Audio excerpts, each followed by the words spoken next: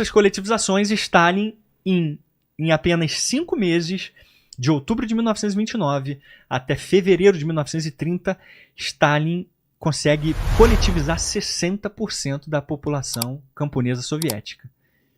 São 13 milhões de propriedades. Você imagina coletivizar 13 milhões de propriedades em 5 meses.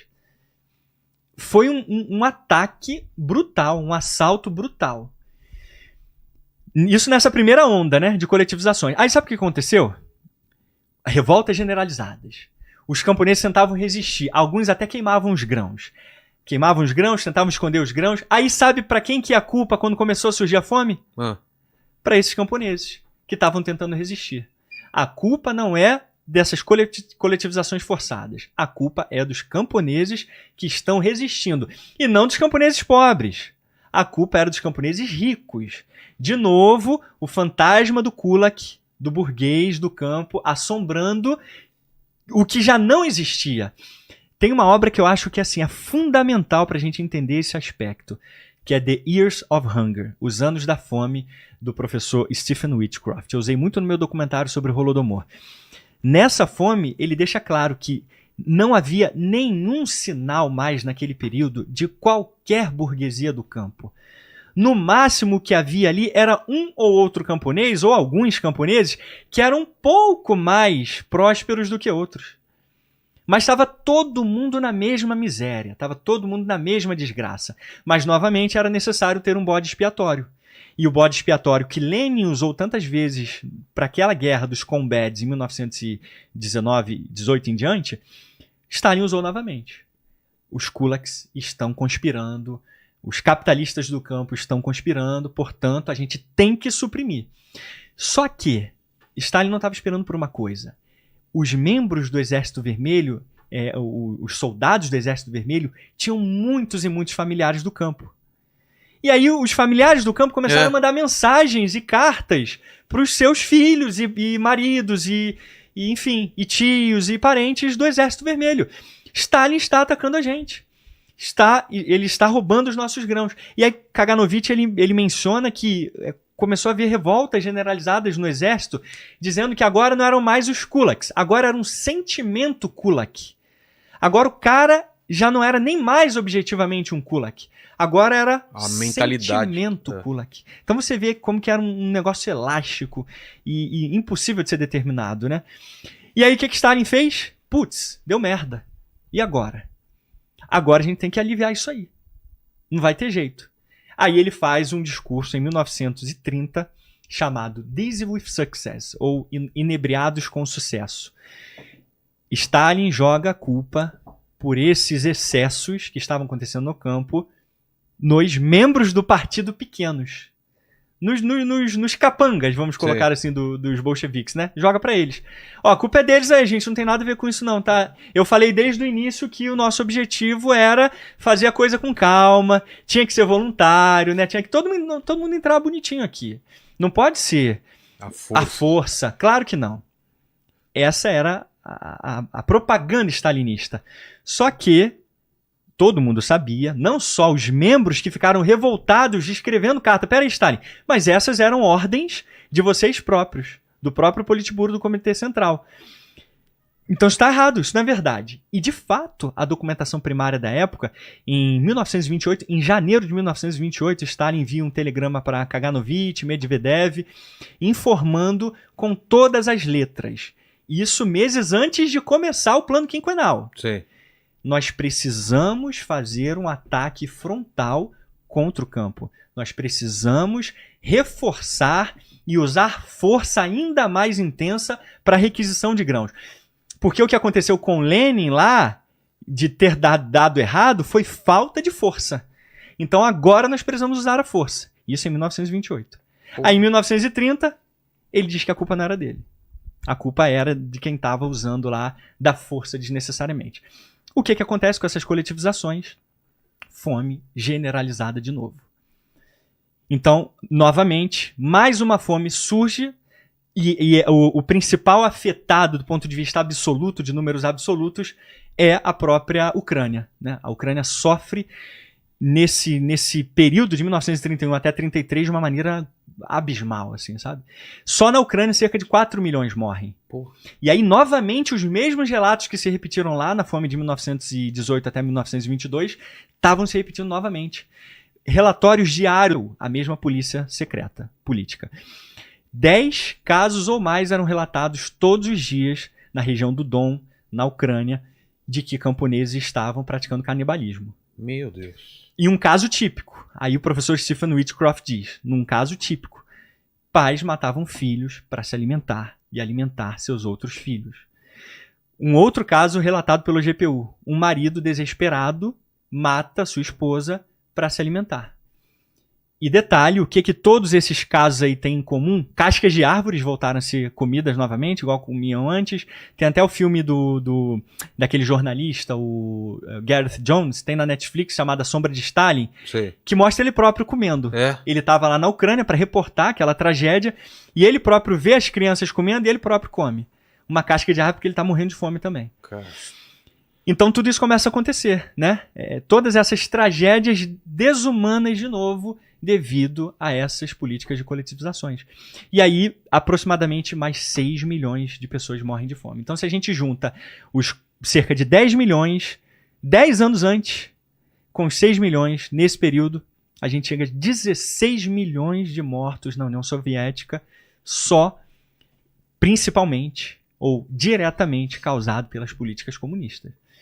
Então, assim, não há dúvidas de que a fome foi causada pelas políticas comunistas. Agora, dizer se foi o genocídio, esse é um ponto de debate entre os historiadores ainda. Porque o genocídio, do ponto de vista legal, ele precisa ter uma intenção clara. De matar tipo, como final. Isso, eu quero matar os ucranianos. Então, é isso que alguns historiadores não veem e discordam. Já outros historiadores veem através das ações claras, e o próprio inventor do termo genocídio, Rafael Lemkin, polonês, judeu, inclusive, que criou o termo depois do Holocausto, né?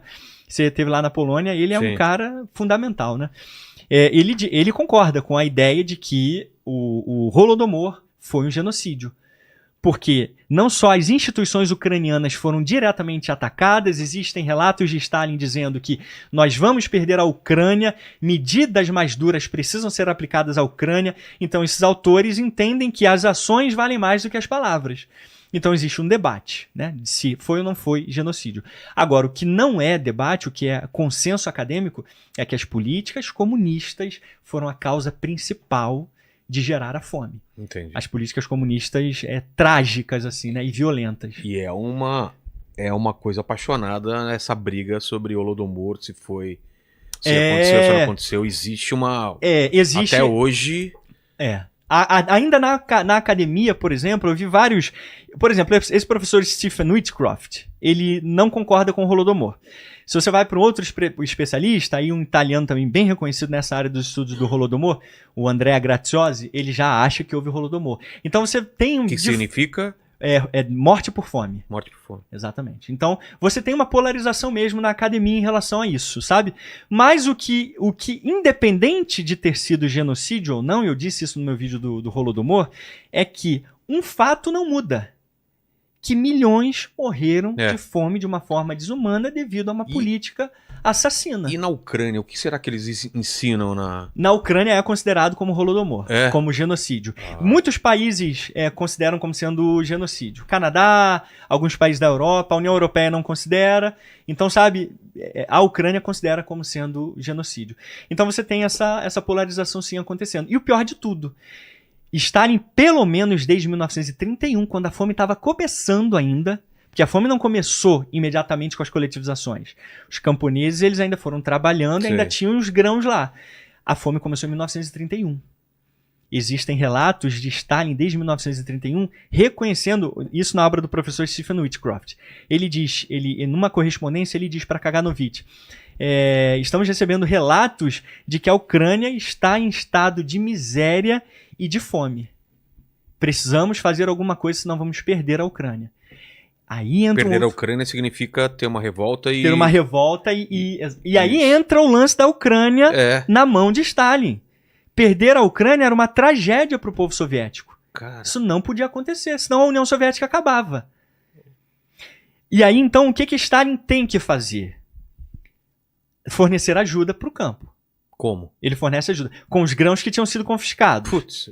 Ele tenta devolver um pouco, mas essa obra do professor Stephen Whitcroft, que é a mais, talvez, relevante, e tem muitas outras. Eu gosto muito dela, mas tem muitas outras importantes, como a da Laine Viola, do professor russo também, inclusive o Viktor Danilov também, na guerra contra o campesinato.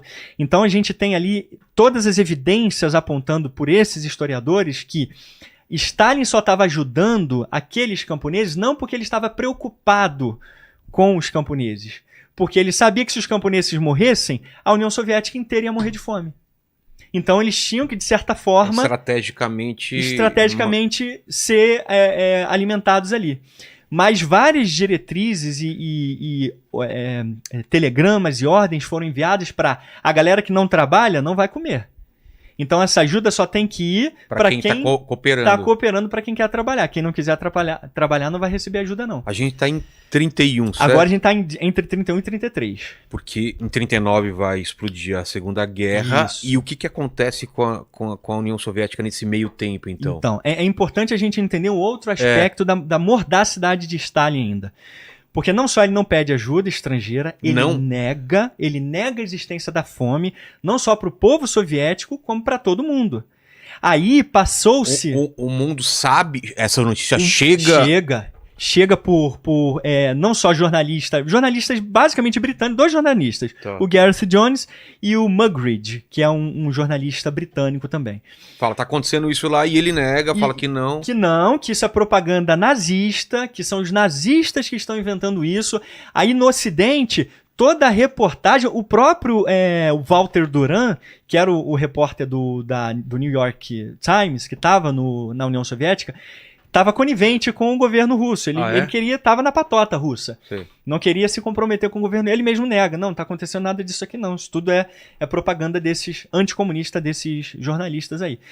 Então, só que ucranianos conseguem fugir. Muitos ucranianos conseguem fugir. A chamada diáspora ucraniana. Vão para onde? Vão para Canadá, vão para outras partes da Europa, Portugal. Eles conseguem fugir. Vão para Polônia, inclusive. E aí eles mesmos relatam. Só que esses relatos são reduzidos a simples relatos influenciados por nazistas e propaganda anticomunista. Então isso fica no limbo, sendo repetido num vórtice durante todas as décadas até 1990, com a queda da União Soviética. Então eles não admitem nunca essa fome. A fome só vem à tona quando os arquivos são abertos. Aí a gente vê que não só os imigrantes estavam certos, que estavam tentando, os jornalistas estavam certos. Então teve uma tentativa de ajuda e não aceitaram? Não teve uma tentativa de ajuda porque o governo soviético negava. Então, se não foi mobilizado nenhuma ajuda porque o governo soviético não dizia que tinha problema. Os jornais noticiavam, fome na Rússia, o pão acabou na Rússia. Mas era só notícias circulando. E para piorar mais ainda a situação, a gente chega no censo de 1933. Essa tragédia toda acontece entre 1931 e 1933. E aí eu tô concluindo já essa etapa final. Até porque já secou a voz aqui, né? Tá com água aí? Vou, por favor, valeu. E aí a gente chega então nesse censo de 1933. O censo de 1933, ele é um censo revelador. Por quê? Os censitários, a gente tem dois censitários que são fundamentais nesse processo. O Osinski, que acabou se tornando o responsável pela organização do censo de 1933, e o seu ajudante, o Kraval. Esses dois organizam o censo, e nesse censo de 1933 acontece essa tragédia demográfica. O censo aponta que milhões de pessoas desapareceram da União Soviética. Milhões. E aí? E a União Soviética não podia aceitar aquilo. Em 1933, isso. Ainda no final da fome. Sim. Aí esse relatório fornecido do censo de 1933 é enviado para Kuibchev, que era o chefe da Gosplan, e a Gosplan era justamente o órgão responsável por implementar o primeiro plano quinquenal, todos os planos quinquenais, na verdade. E Kuibchev diz, não, como pode? Isso aqui não dá, isso aqui tá errado. De jeito nenhum. Mas eles sabiam que a fome estava acontecendo. Só que eles não queriam aceitar. Aí ele envia para um outro verificador, que aí já era do departamento. Olha o departamento. Departamento de Controle Estatal. Aí o que você acha que aconteceu dentro desse departamento? Cancelamento geral. Chegou para um tal de Vornesinski, que foi o chefe desse departamento, né, de controle estatal. Não, é mentira. Esse censo é falsificado. São agitadores que estão fazendo esse censo aqui. Esse censo aqui é produto de imperialistas, de capitalistas. Portanto, esse censo tem que ser cancelado e os responsáveis por esse censo têm que ser punidos. Aí o que aconteceu com o pobre Dozinski e o do Craval, que tinham sido os censitários honestos, que fizeram o censo honestamente. Dançaram. Um foi para o campo de concentração e outro foi executado. A gente vê isso no artigo do próprio professor Stephen Whitcroft, que é Estatísticas Soviéticas sob o Stalinismo. Ele lançou esse artigo em 2017. É um artigo fundamental para a gente entender essa dinâmica, né? Então, toma uma água aí, dá uma... Estatísticas soviéticas, para não perder a linha do raciocínio aqui, porque é muito dado, né? Muita informação e a cabeça já está fritando. Eu estou com enxaqueca, rapaz, braba. Então, Estatísticas Soviéticas sobre o Stalinismo. Sim. É esse artigo do professor Stephen Whitcroft. E aí ele fala isso. É cancelado.